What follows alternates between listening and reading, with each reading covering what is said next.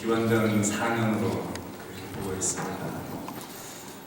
그래서 금년 2013년도니까 합산하면 예수님의 탄생 2017년째가 되는 것입니다. 그래서 금년도 성탄절을 맞이하면서 우리 아까 장로님 기도하신 대로 우리 주님은 평강의 왕으로 이 땅에 오셨는데 그 평강의 왕 되시는 우리 주님의 은혜와 평강과 사랑이 여러분들 모두와 또 가정과 또 행하는 모든 일들이 함께 하시기를 원합니다.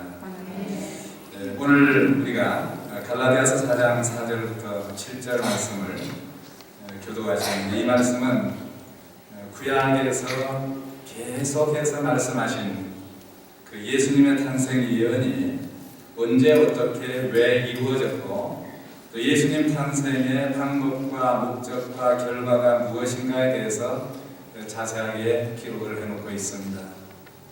그래서 오늘 말씀은 아주 간략하게 세 가지만 말씀을 드리려고 합니다. 예수님께서 언제 탄생하셨는가, 또 어떻게 탄생하셨는가, 그리고 왜 탄생하셨는가, 그 세 가지만 말씀을 드리려고 합니다. 예수님은 언제 탄생하셨냐 그러면 지금부터 2000년 전에 대답이 너무 쉽게 나오고 합니다. 그런 각도에서 보는 것이 아니라 오늘 4절 말씀해 보니까 예수님께서 탄생하신 그때가 언제라고 했습니까? 4장 4절에 보니까 언제 예수님 탄생하셨습니까? 때가 참에 그랬어요. 때가 찼을 때 예수님께서 탄생하셨다는 말씀. 한마디로 말씀드리면 이 말씀의 의미는 무엇이냐면 하나님께서 정하신 정확한 시간이 되어졌습니다. 하나님께서는 예수님 탄생에 대해서 아담에게도 말씀을 하셨고 그 이후에 오는 많은 믿음의 사람들에게 끊임없이 말씀을 하셨습니다. 그래서 아브라함에게도 네 씨로 말미암아 모든 민족이 복을 얻을 것이다. 또 다윗에게도 네 후손 가운데서 주가 탄생할 것이다. 또 이사야 선지자를 통해서 또 여러 선지자를 통해서 계속해서 말씀하신 그 말씀이 무엇이냐면 예수 그리스도가 오신다. 그런데 그 예수 그리스도가 언제 오셨습니까? 4장 4절 다시 한번 보면 때가 참에 그랬어요. 이 때는 바로 하나님의 때를 가리키죠. 또 이것은 기독교 역사관에 있어서 그 특징이 무엇인가를 우리에게 잘 보여주는 말씀입니다. 여러분, 하나님께서 예언하시고 말씀하신 그 말씀들을 이루심에 있어서 우리의 생각과 다를 때가 너무나도 많이 있습니다. 마치 예를 들면 어린아이와 그 아이를 낳은 부모의 생각이 때때로 다릅니다. 어린아이들은 무엇인가 당장 이루어지기를 원해요. 자기에게 뭐 필요한 것이 있을 것 같으면 즉시 이루어지기를 원합니다.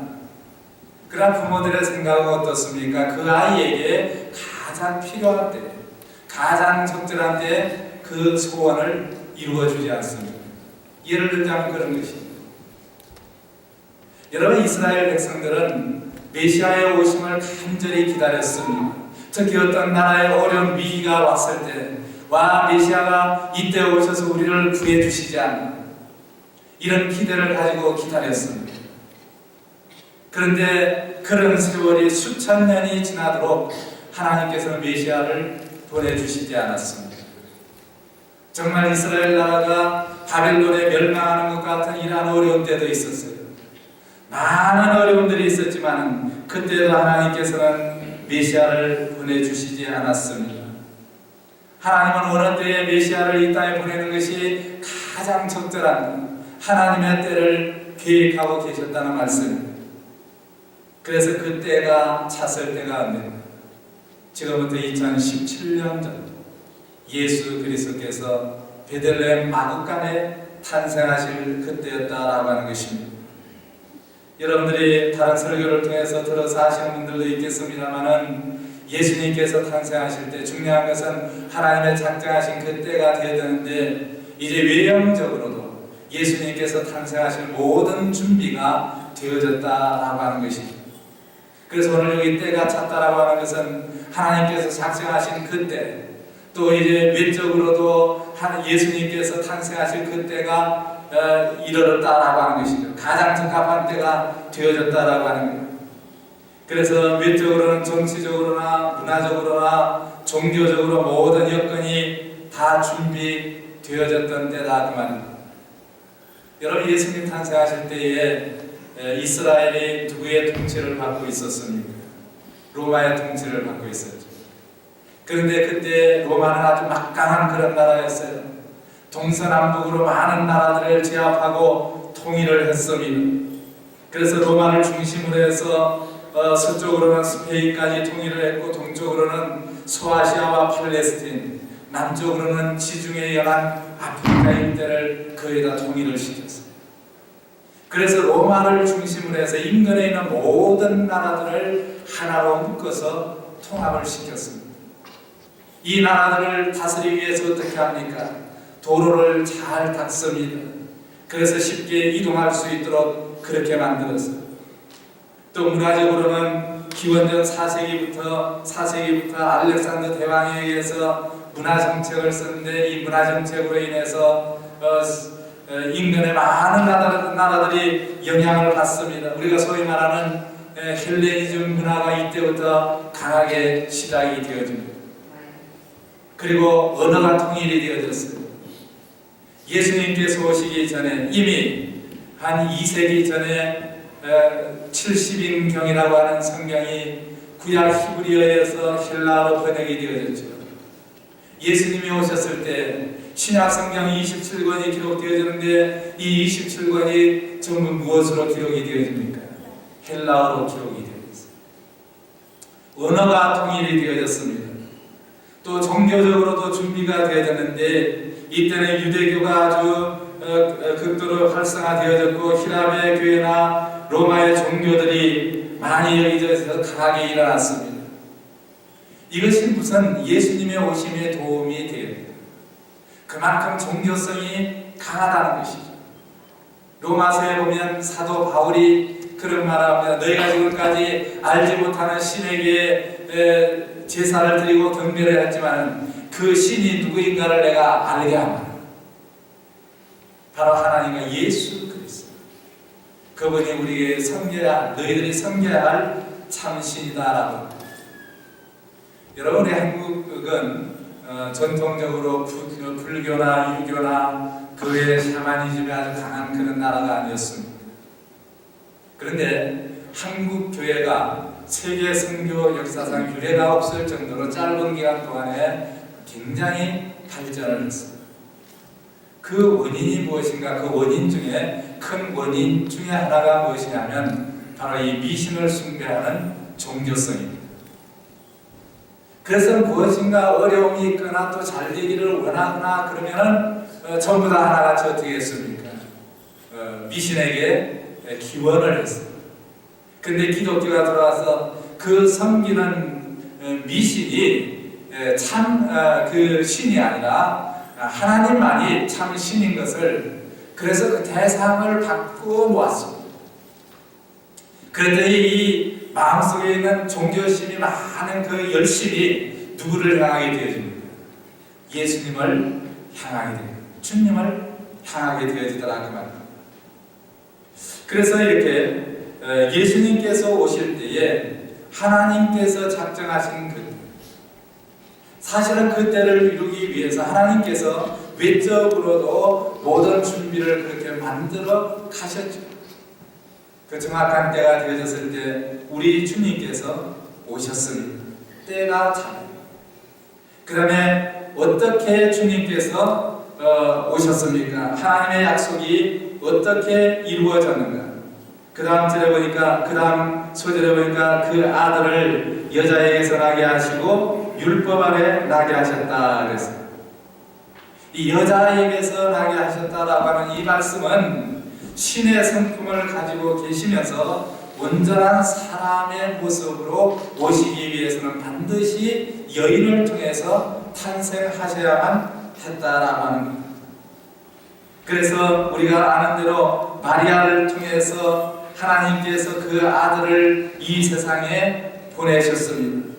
그리고 또 어떻게 탄생하셨습니까? 율법 아래에 탄생하셨다. 율법 아래에서 나게 하셨다. 그 말.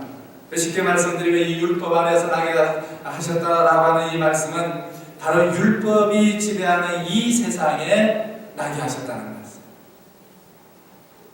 모세 시대에 하나님께서 계명을 주셨습니다. 이 계명은 절대적인, 이 계명을 절대적으로 지켜야만 했습니다. 그런데 이 계명이 얼마나 힘든지 이 계명을 다 지킬 자가 아무도 없다라고만. 이 계명은 무엇이냐면 표준적인 지침이죠. 이대로 해야 된다는 거예요. 여러분, 이 나라에 법이 있습니다. 미국의 헌법이 있고 그 외에 부수적인 많은 법들이 있습니다. 여러분, 이 법들을 다 지키면서 사십니까? 법들을 다 지키면서 사십니까? 용감하신 분들이 계세요. 다 지키면서 사십니다. 저는 절대로 그 법을 다 지키면서 살지를 못합니다. 예. 그럼 어떻게 사나요? 그 법들이 있는데 그 법을 지키려고 노력하면서 삽니다. 그래서 어떤 부분에 있어서는 완벽하게 지키는 것 같은데 어떤 부분에 있어서는 지키지를 못하더라고요. 제가 이런 말 할까, 목사님도 법을 못 지켜요. 제가 운전하면서 티켓을 끊겠습니까? 안 끊겠습니까? 교통위반 티켓을 끊겠어요? 안 끊겠어요? 끊겠죠. 저도 어떤 때는 티켓을 끊을 때가 있어요. 제일 첫 번째 미국 가서 티켓을 끊은 게, 그것도 교회 가서 티켓을 끊었어요. 옆에 큰 컨테이너가 지나가는데 45마일로 달리다가 35마일로 바뀌는데 이 컨테이너 때문에 그 35마일로 바뀐 걸 보지를 못했어요. 그래서 그냥 달렸더니 경찰이 쫓아서 교회 앞에서 티켓을 끊었어요. 여러분, 법이라고 하는 것은 무엇이냐면 우리가 살아가는 데 있어서 이렇게 살아가는 것이 좋기 때문에 법을 만듭니다. 하나님께서 왜 율법을 주셨는가? 이 땅에 사는 사람으로서 이렇게 사는 것이 하나님께서 원하시는 그런 뜻이다. 그래서 이 율법이라고 하는 것은 하나님께서 법을 주시고 이것이 표준이 되어져서 그대로 살아가도록 노력하라고 주신 것입니다. 만일 이 율법을 다 지킴으로 구원을 얻는다면 이 율법을 100% 지킬 수 있는 사람이 이 땅에는 아무도 없어요. 아무도 없어요. 오직 누구 한 분밖에 없습니다. 예수 그리스도밖에 없어요. 사도 바울도 마찬가지고 베드로도 마찬가지고 과거의 유명한 목사님도 마찬가지고 여러 성도님들도 마찬가지고 어느 누구든지 이 법을 다 지키면서 살아갈 수 있는 사람은 없다. 바로 예수 그리스도를 어디 아래에서 나게 하십니까? 이 율법 아래에서 나게 하셨다. 율법 아래 나게 하신 것은 율법이 지배하는 이 세상에 나게 하셔서 율법으로 해결할 수 없는 그 문제들, 바로 여자에게서 나게 하신 그 예수 그리스도가 해결할 수 있도록, 해결하시도록 그 구원의 길을 열어놓으셨다는 말씀입니다. 그 다음에 세 번째, 하나님의 약속이 그러면 왜 이렇게 이루어졌는가? 그 말. 5절에 보니까 우리 같이 한번 읽어보겠습니다. 같이 읽습니다. 시작. 율법 아래에 있는 자들을 속량하시고 우리로 아들의 명분을 얻게 하려 하십니다. 자, 때가 되면 아들을 보내시고 여인에게서 나게 하시고 또 율법 아래 나게 하신 그 이유가 무엇인가? 왜 그렇게 하셨는가? 뒤에 보니까 우리로 하여금 무슨 명분을 얻도록 하기 위해서요? 아들의 명분을 얻도록 하기 위해서. 이 아들의 명분을 얻는다라고 하는 것은 굉장한 의미가 있습니다. 그냥 스쳐 지나가는 그런 의미가 아니라 엄청난 의미가 있습니다. 우리를 얽매는 율법에서 해방시켜 주시고 더 이상 율법에 매이지 않고 언약의 백성으로서 아브라함의 후손으로서 살도록 우리 주님께서 이 큰 은혜와 복을 우리에게 주셨어요. 그 목적이 무엇입니까? 오늘 여기 본문에 기록된 대로 우리로 하여금 하나님을 아버지라 부르도록 하시고 아버지라 부르도록 하시고 여러분 아버지라고 부를 수 있는 자격을 얻을 수 있는 사람이 누구입니까? 누가 나를 아버지라고 부를 수 있습니까? 금요일날 우리가 몇 분이 모여가지고 오늘 찬양 연습을 하는데 반주자가 그죠? 목사님 보면 꼭 우리 아빠 같아요, 아버지 같아요. 그래서 제가 속으로 그럼 아버지라고 불러보지. 근데 못 부른단 말입니다. 왜 그렇습니까? 낳지를 않았기 때문에. 낳지를 않았기 때문에. 아무리 아버지처럼 생겼어도 아버지라 부르지를 않지 않습니다. 근데 저희 집의 아이들은 그것도 아버지를 부를 때 아주 자신만만하게 또 아버지를 호령하듯이 그렇게도 막 부릅니다. 왜 그렇습니까? 자식이기 때문에. 난 자식이기 때문에. 오늘 하나님께서 왜 예수 그리스도를 이렇게 오시도록 하셨는가? 오늘 저와 여러분들로 하여금 거룩하신 하나님, 구약시대 때는 그 하나님의 이름을 함부로 부르지도 못했어요. 너무나도 존귀하고 거룩하기 때문에 함부로 그 이름을 부르지도 못했는데 우리는 어떻게 합니까? 우리가 자녀가 되어졌기 때문에 그 거룩하신 하나님의 이름을 마음대로 불러요. 그러면서 기도할 때마다 우리가 뭐라고 합니까? 아버지. 이렇게 아버지라고 부를 수 있는 자격은 반드시 아들과 딸이어야만 하는 것입니다. 그런데 여기 우리로 하여금 아들의 명분을 얻게 하시기 위해서 그래서 아들의 명분을 얻도록 하셨다 그랬습니다. 그런데 이 아들의 명분이 왜 중요합니까? 아들의 명분이 왜 중요합니까? 가끔 아이들이 제 차를 허락도 없이 탈 때가 있어요. 네. 그렇지만 저는 그냥 그걸 묵인하는 거예요. 왜 그렇습니까? 자식이 아버지 차를 타는데 그냥 그래요. 근데 왜 낯선 사람이 와가지고 제 차를 운전하고 가버립니다. 그럼 어떻게 합니까? 끝까지 쫓아가죠. 경찰에 신고해서 도로 뺏어옵니다. 저희 아이들이 제 차를 가져나갔다가 쫓아가서 뺏어온 적 한 번도 없어요. 왜 그렇습니까? 자식이기 때문에. 자식의 특권은 무엇이냐면 아버지가 가지고 있는 모든 것을 누릴 수 있는 그런 권한이 있어요. 그 특권이 있어요. 그 특권이 무엇이냐면 오늘 여기 본문 7절에 그렇게 기록을 하고 있습니다. 그러므로 네가 이후로는 종이 아니요 아들이니 아들이면 하나님으로 말미암아 무엇을 받을 자니라? 유업을 받을 자니라. 유업을 받을 자니라. 지난 주간에 보니까 이 콜로라도 역사상 미국 역사상 두 번째 큰 복권이 당첨이 돼요. 두 사람이 당첨이 돼요. 몇 억입니까? 640밀리언 달러가 돼서 둘이 나눠.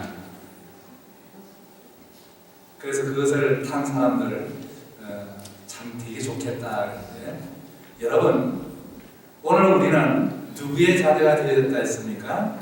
하나님의 아들 딸이 되어졌습니다. 640밀리언 달러가 문제입니까? 하나님께서 우리에게 상속해 주실 재산은 어느 정도입니까? 하나님이 우리에게 물려주실 그 재산은 어느 정도냐 하면 하나님이 가지고 계신 모든 것. 우리는 자꾸 물질로 환산을 합니다. 그 모든 것이 어느 정도냐 하면 장차 이제 예수님께서 다시 오실 때 우리를 하나님의 나라로 인도해 드리십니다. 그리고 예수 그리스도와 함께 모든 것을 다스릴 수 있는 그 놀라운 권세와 특권을 우리에게도 동일하게 부여하십니다. 이 얼마나 큰 축복입니까? 이 얼마나 큰 말로 할 수 없는 그런 유업을 우리가 상속받을 자입니다. 제가 주머니에 돈이 다 떨어지니까 어디 갈 때 조마조마해요. 불안해요. 근데 지금 돈이 좀 있으니까 어디 가도 여유가 있습니다. 그래서 뭐 급한 일이 있어도 지불을 하면 되지 않습니까? 여러분, 이번 성탄절을 맞이하면서 이제 우리들의 태도가 좀 바뀌어질 수 있기를 바랍니다. 여러분, 우리가 어느 정도 부자입니까? 어느 정도 부자입니다. 한 달에 뭐 1,500불밖에 못 버는데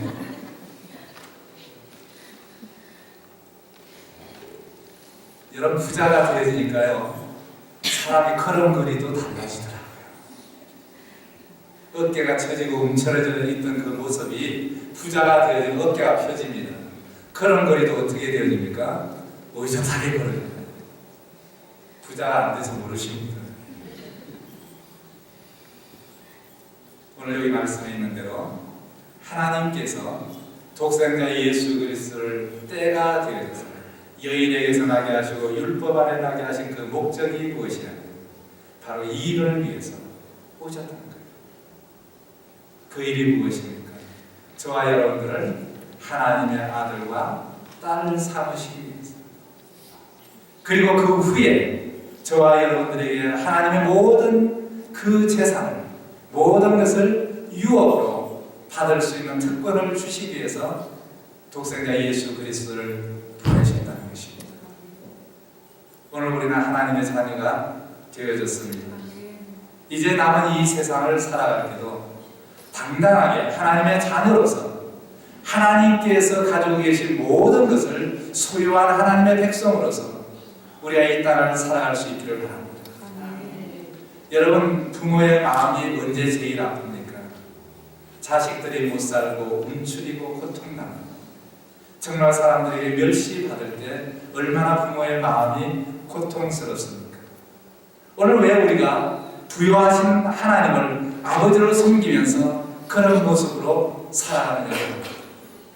당당하게 하나님의 백성으로 하나님께 영광 돌리면서 살아가는 그런 백성들이 되어서 예수 그리스도를 이 세상에 보냈더니 이제 이 많은 나의 자녀들이 내게로 돌아와서 내게 이렇게 영광을 돌리면서 영광스럽게 살고 있구나.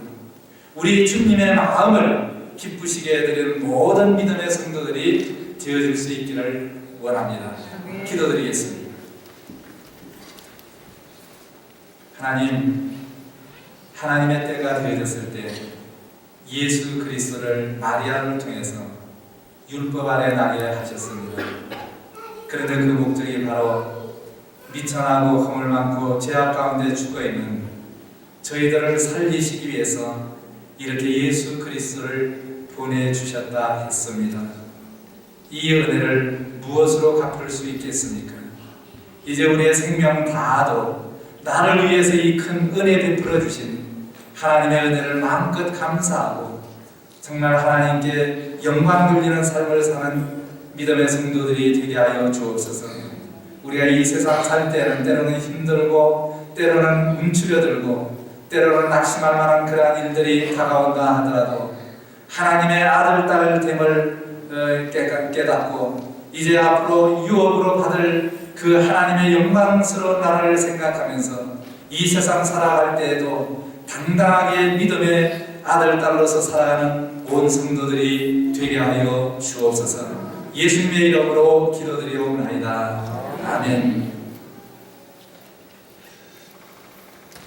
우리 이 시간에는 예수님의 탄생하신 그날을 기념하면서 유아 세례식 그 이야기를 하도록 하겠습니다.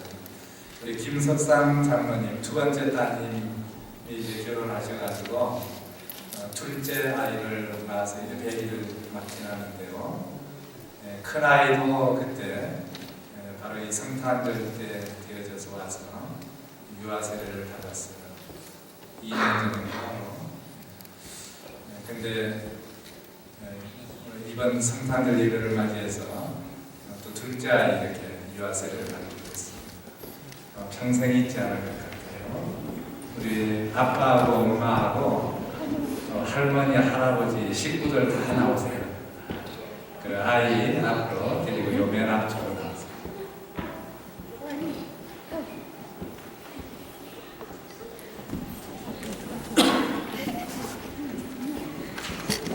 우리 다 앞으로 나오세요.